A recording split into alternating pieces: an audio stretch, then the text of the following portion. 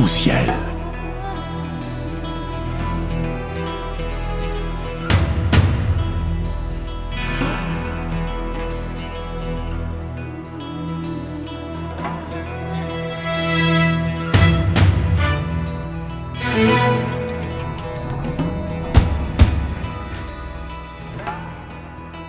Arc-en-ciel, votre émission marocaine, chaque dimanche de 14h à 15h pour tout savoir sur le Maroc. Actualité, culture, économie, société et animation festive.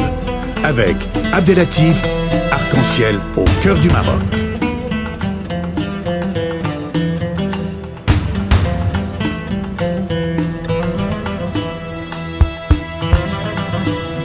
Nous sommes en direct avec une personnalité de très très haut niveau qui marquera toujours l'histoire sur les affaires étrangères. Monsieur Roland Dumas, bonjour. Bonjour. Je vous remercie infiniment de votre acceptation de participer avec nous, surtout un dimanche. Je sais très très bien que vous êtes un ami du Maroc et la relation France-Maroc vous touche à titre personnel. Oui, j'ai beaucoup veillé sur cette relation du temps de l'ancien roi et depuis du nouveau roi, et j'ai des bonnes relations avec toutes les équipes dirigeantes du Maroc et je regarde avec beaucoup d'intérêt toute sa politique internationale. Parfait, monsieur le ministre. Hamid. Bonjour monsieur Roland Dumas, je vous souhaite également bonjour. Merci effectivement l'invitation. Alors, pour vous présenter très brièvement nos auditeurs et auditrices, vous êtes un grand avocat, vous avez été plusieurs ministres des relations extérieures entre 84 et 86. Vous avez été aussi ministre des Affaires étrangères durant la période de 88 à 93 et vous avez aussi présidé, je tiens à le signaler, le Conseil constitutionnel de 95 à 2000. Alors, c'est tout à fait exact. Voilà. L'actualité nous oblige aujourd'hui, à savoir aujourd'hui, notamment à travers plusieurs facteurs, notamment au Maroc. Aujourd'hui, que pensez-vous, vous qui êtes un grand ministre des Affaires étrangères et qui connaissez aujourd'hui la diplomatie, notamment les coulisses, que pensez-vous aujourd'hui de l'évolution globale du Maroc, tant sur le point économique, politique et des droits de l'homme? Ce qui me plaît dans ce qui existe au Maroc, c'est son sens de l'équilibre en toute chose. Le Maroc est un pays qui joue un grand rôle dans la région d'abord, dans le monde arabe ensuite, et sur l'ensemble de la terre et du continent.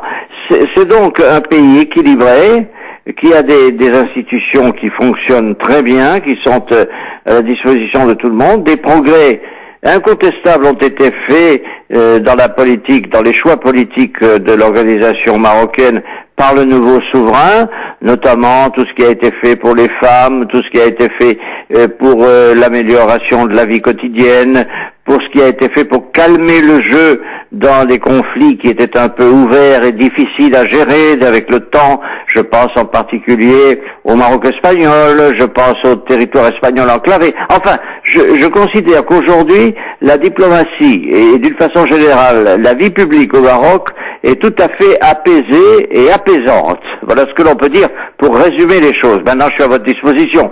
Le Maroc a franchi des pas énormes en termes de droits de l'homme, chose qui a été reprochée à notre pays d'origine.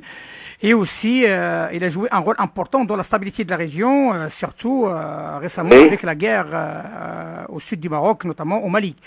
Donc, d'après vous, qui représente la force stratégique du Maroc au sein de l'Europe? La force stratégique du Maroc tient à son esprit pacifique. C'est un pays qui est composé de multiples populations, qui est très accueillant. J'en veux pour preuve le nombre important de Français et aussi d'autres nationalités qui habitent au Maroc et qui s'y trouvent très bien, avec lesquels il n'y a pas de problème. J'ai beaucoup d'amis français qui vivent maintenant la plupart du temps au Maroc, qui repassent par Paris et qui me disent que tout est paisible et ils ne cessent de me dire « venez vite chez nous ». Moi j'y vais souvent au Maroc, je suis allé un grand nombre de fois du temps de votre souverain prédécesseur et je connais très bien votre souverain actuel. Je pourrais vous raconter que son père m'avait demandé de le prendre en charge à Paris pour lui apprendre la diplomatie. Et le souverain actuel est resté pendant plusieurs semaines. J'avais mis à sa disposition un bureau avec une secrétaire, et j'avais organisé en son honneur une grande réception de toutes les familles couronnées en exercice en Europe, c'est-à-dire l'Angleterre, la reine d'Angleterre, le roi je me souviens, il y avait le roi du Danemark, il y avait aussi le souverain du Luxembourg. Enfin, si vous voulez, l'actuel souverain qui tient dans ses mains d'abord la diplomatie, puis l'équilibre qui existe dans son pays, a été formé, entre autres, en France, où il a appris la diplomatie en plusieurs semaines. Il est resté là, il a vécu, je lui ai donné toutes les facilités, et c'était très bien passé. Son père me téléphonait régulièrement tous les 2 ou 3 jours, il me disait, vous êtes un père de famille, je vous demande de traiter le prince héritier à l'époque, comme si c'était votre fils, ce que j'ai fait du mieux possible. Monsieur le ministre, sachez-le, les informations que vous venez de nous citer, ça nous va droit au cœur et ça montre à quel point la relation France-Maroc, c'est une relation profonde et ancestrale. Oui. Que pensez-vous de cette grille passagère qui a secoué un petit peu la relation France-Maroc par la vie d'un diplomate comme vous, monsieur le ministre? Ça manque. Oh bien, écoutez, moi, j'ai eu à la gérer à l'époque où elle s'est produite, puisque j'étais ministre des Affaires étrangères, ministre d'État, ministre des Affaires étrangères. J'étais en très bonne relation avec mon collègue marocain qui était un parent du roi, du reste, vous le savez, de l'ancien roi, et donc par conséquent aussi du roi actuel. Et c'est moi qui, un jour, le président Mitterrand m'avait demandé, il m'a dit allez vite voir le roi du Maroc et réglez-nous ce problème. C'était l'époque où les diplomaties battaient de l'aile, se disputaient, et on avait rappelé des ambassadeurs quand même. Et puis je suis resté bon après-midi avec le roi. On a discuté à cœur ouvert, en tête à tête, tous les deux, dans son palais. Et à la fin de l'entretien, il a été très, très aimable avec moi. Et il m'a dit, bon, écoutez, on va régler entre nous tous les problèmes qui existent. Si vous êtes d'accord, je renvoie mon ambassadeur demain à Paris. Et j'ai dit, mais écoutez, Majesté, on peut pas faire mieux. Il a appelé, il est sorti, il y avait tout le monde qui était dans la cour et qui attendait un peu ce qui allait se passer de cette conversation, de cette rencontre. Et il a fait signe à son ambassadeur qui est venu immédiatement, qui m'a salué, et il lui a dit, tu prends l'avion demain pour Paris. Et il m'a dit, vous êtes satisfait? Je lui ai dit, Majesté, je ne peux pas être plus content. Parfait, c'est une belle histoire. Juste une dernière question, monsieur le ministre. Vous savez que la diaspora marocaine ici en France représente la 2e population immigrée ici en France, après, bien entendu, les Algériens. Oui.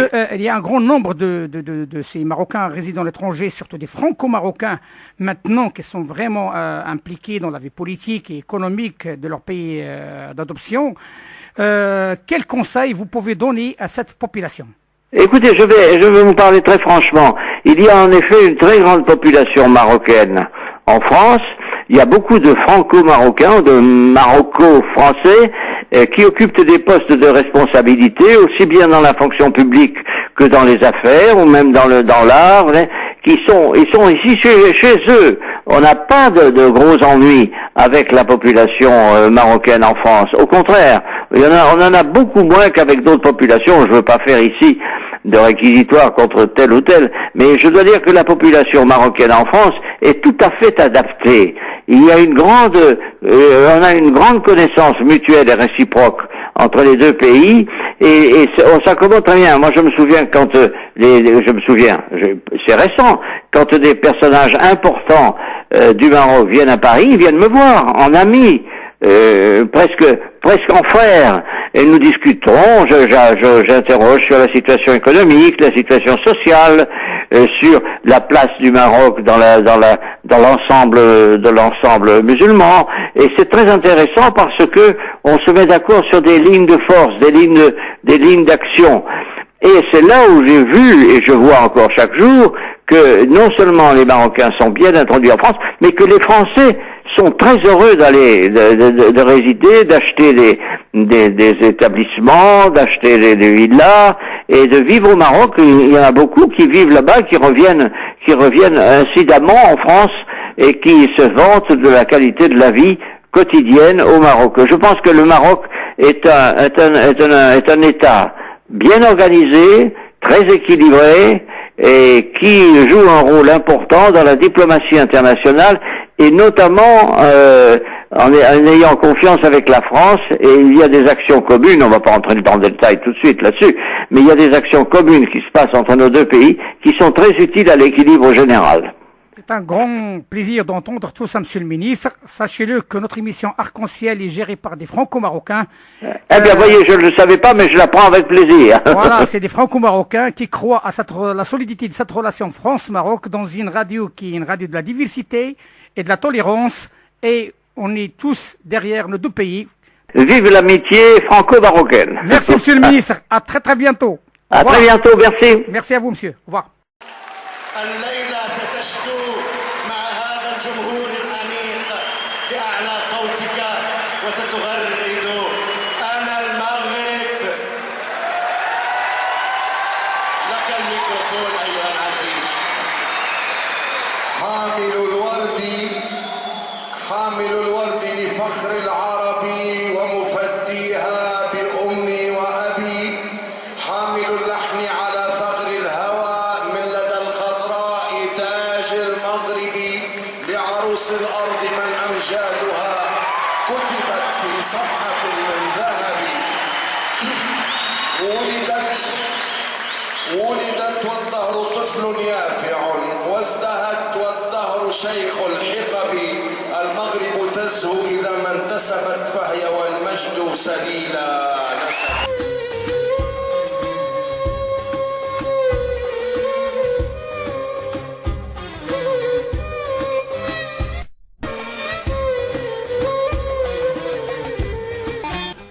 Et en direct sur Radio Pluriel, l'émission marocaine Arc-en-Ciel pour la promotion des relations France-Maroc. Nous sommes en direct avec Hamid Chariet, notre éditorialiste à Paris. Bonjour Hamid. Bonjour. Oui, Hamid, nous sommes en direct avec Monsieur Henri Guinaud, le député des Yvelines et l'ancien conseiller de Monsieur le Président de la République, Nicolas Sarkozy. Monsieur Guinaud, bonjour et bienvenue sur l'émission Arc-en-Ciel sur Radio Pluriel. Bonjour. Bonjour. Alors, pour rappeler à nos éditeurs, Monsieur Henri Guénaud, ancien conseiller, vous êtes du président Nicolas Sarkozy, ancien commissaire au plan et député de la 3e circonscription des Yvelines. Je vous souhaite la bienvenue, Monsieur Guénaud, dans cette émission franco-marocaine pour la promotion Arc-en-Ciel. Alors, ma première question s'inscrit notamment dans le cadre de la coopération Sud-Sud. Et comme vous le savez, le dynamisme dont fait preuve aujourd'hui le Maroc par rapport à d'autres pays de la Méditerranée et surtout cette ouverture vers l'Afrique peut-elle constituer, selon vous, une proximité de sortie de crise européenne? Alors je crois d'abord que le Maroc, dans les circonstances actuelles, joue un rôle absolument essentiel. Il joue un rôle essentiel parce qu'il est aujourd'hui le pays l'un des pays de la Méditerranée, en tout cas sur la rive sud, le plus stable, le plus ouvert et le plus démocratique. Après les bouleversements des printemps arabes, qui ne sont pas achevés, il représente un pôle de stabilité et un modèle de développement. Donc de ce point de vue, il joue un rôle tout à fait essentiel à la charnière entre l'Europe et l'Afrique. Il est aussi une sorte de lien entre l'Afrique et l'Europe. C'est sans doute la première fois qu'un pays d'Afrique du Nord s'implique autant au nord et au sud. C'est la première fois depuis très longtemps qu'un pays d'Afrique du Nord regarde aussi bien au nord qu'au sud et tisse des liens aussi bien avec le nord qu'avec le sud. De ce point de vue-là, la position du Maroc est tout à fait exceptionnelle. Vous êtes l'architecte, M. Guinaud, de l'UPM, et sur le travail qu'a fait M. le Président Nicolas Sarkozy par rapport à la création de l'UPM. Ma question, est-ce que cette UPM peut, avec cette initiative de Sa Majesté, cette initiative d'ouverture vers l'Afrique, trouver une issue de sortie suite à ces crises que le monde arabe a connues récemment? Alors d'abord, il faut 2 mots sur ce qu'était le projet de l'UPM. Il s'agissait de réunir tous les pays de la Méditerranée et les pays d'Europe autour de cette mer qui est un peu notre mère nourricière à tous, à la fois d'un point de vue économique, mais aussi culturel, spirituel. Nous sommes tous les héritiers de la culture méditerranéenne, de la civilisation méditerranéenne. Et nous avions voulu, par là, la France, le président Sarkozy, avait voulu essayer de retrouver le chemin de cette unité perdue par la Méditerranée depuis si longtemps, et que tant de conquérants, tant de peuples ont essayé de reconstruire, mais souvent par les moyens de la violence, par les moyens de la guerre, de la croisade, de la colonisation, essayer de retrouver cette unité par les moyens de la paix, de la coopération et de l'économie. Et puis sortir d'une relation très inégalitaire entre le Nord et le Sud, où le Nord se contentait d'une certaine manière de faire la charité au Sud, sans d'ailleurs lui demander toujours son avis sur la meilleure façon de l'aider. Donc l'Union pour la Méditerranée avait pour but d'établir un partenariat à part égale entre les deux rives de la Méditerranée, avec une coprésidence du Nord et du Sud, avec un secrétariat général qui existe aujourd'hui, qui est à Barcelone, composé à moitié de représentants du Nord, à moitié de représentants du Sud. C'était une forme de copropriété, de co-responsabilité qui se mettait en place dans une stratégie de co-développement, de développement solidaire et co-responsable. Bien sûr, les événements, les printemps arabes, d'une part, les difficultés économiques de beaucoup de pays du sud de l'Europe ont beaucoup perturbé ce projet.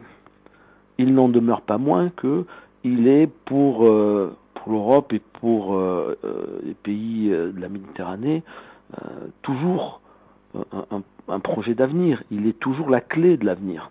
Il faut que l'Europe apprenne à regarder davantage au sud, et il faut que les pays du sud de la Méditerranée apprennent à se sentir solidaires de tous les peuples qui bordent cette mer. Et puis je crois que vous l'avez suggéré, c'est une première étape. C'est une sorte de charnière, l'Union pour la Méditerranée, autour de la Méditerranée, entre l'Afrique, entre le continent africain et le continent européen.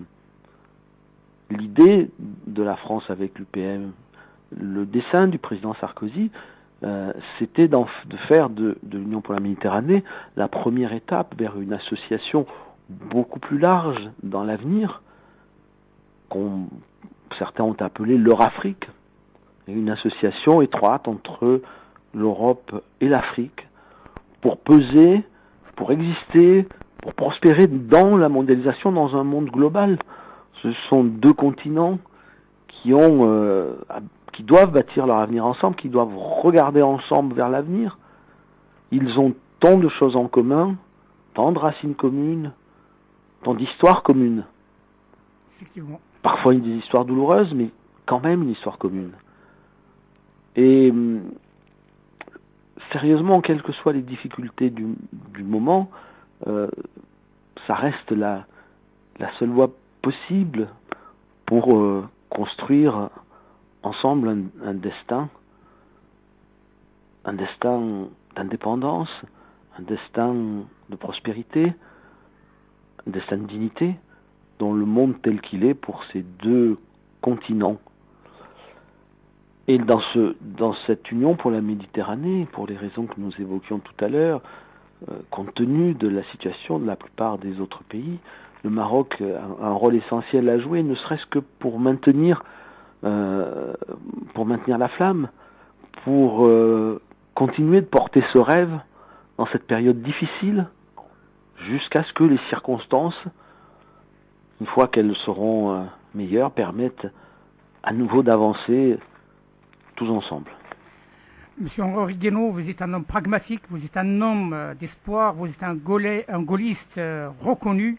J'en ai aucun doute que l'espérance sur mon pays d'origine, le Maroc, fait défaut parce que le Maroc, après la décision de rester le lien, le tremplin entre l'Europe et l'Afrique, et toutes les démarches qui sont en train d'être faites et entreprises par Sa Majesté Mohamed VI, bien entendu avec l'appui de ses amis européens, rentre dans cette logique. Ça va m'amener vers ma troisième question, parce que quand on parle d'espoir et de progrès, il faut qu'on parle de sécurité aussi. Parce que la sécurité du Maroc, il est lié d'une manière directe avec la sécurité de l'Europe, et notamment les pays du sud de l'Europe. Selon vous, est-ce que c'est une sécurité qui nous touche tous ensemble? Bien sûr, je crois que la sécurité du Maroc est un sujet absolument essentiel pour nous tous, pas seulement pour le Maroc. Puisqu'encore une fois, c'est aujourd'hui le pôle de stabilité de la Méditerranée. Et donc, il faut veiller à ce que ce pôle de stabilité ne soit pas fragilisé, ne soit pas mis en insécurité. Le Maroc doit être protégé de tout ce qui pourrait l'ébranler, de tout ce qui pourrait le menacer. C'est l'affaire de tous. C'est une nécessité pour la paix et la tranquillité de toute la Méditerranée occidentale, et par-delà même de toute la Méditerranée. Et puis parce que c'est un maillon essentiel entre le reste de l'Afrique et le continent européen, c'est une sécurité du Maroc, elle concerne tout le monde, au nord et au sud. Donc oui, c'est vraiment une préoccupation qui doit être partagée par tout le monde. La sécurité du Maroc, ça n'est pas que la sécurité du Maroc, c'est la sécurité de tous. Monsieur Henri Guénaud, je tiens à vous remercier infiniment de votre participation, surtout un dimanche. Sachez-le que ça nous touche à titre d'équipe franco-marocain qui travaille pour la promotion de cette relation entre la France et le Maroc. Et avec mon ami, notre éditorialiste et notre représentant à Paris, Hamid Chariet, on vous dit merci infiniment, monsieur. Vous savez, le Maroc est un pays, un très beau pays auquel je suis très attaché. Et votre invitation m'a fait un très grand plaisir et j'ai été très heureux de participer à cette émission avec vous, et je forme tous mes vœux pour la réussite du Maroc et du peuple marocain, parce que cette réussite, elle nous concerne, encore une fois. Merci, monsieur. Merci, monsieur. Au revoir. Merci beaucoup. Merci beaucoup. Vous êtes bien chez vous. Merci beaucoup, monsieur.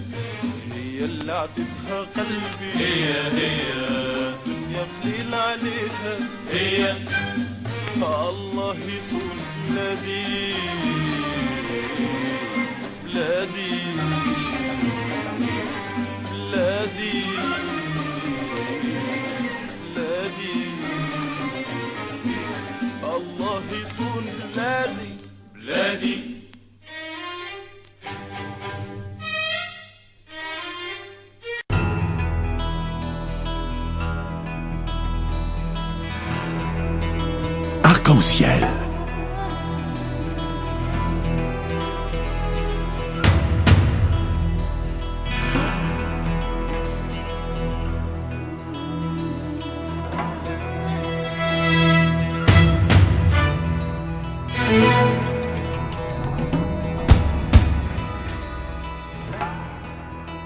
Arc-en-ciel, votre émission marocaine, chaque dimanche de 14h à 15h pour tout savoir sur le Maroc. Actualité, culture, économie, société et animation festive. Avec Abdelatif, Arc-en-ciel au cœur du Maroc.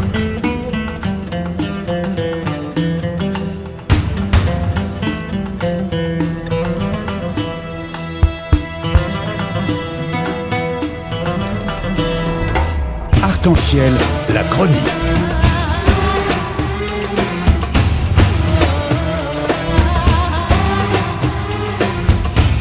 Arc-en-ciel info.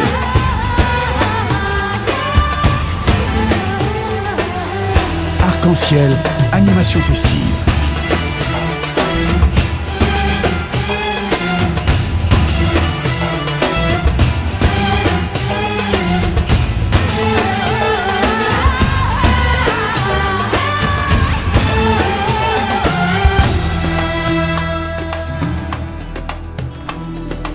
Arc-en-ciel au cœur du Maroc.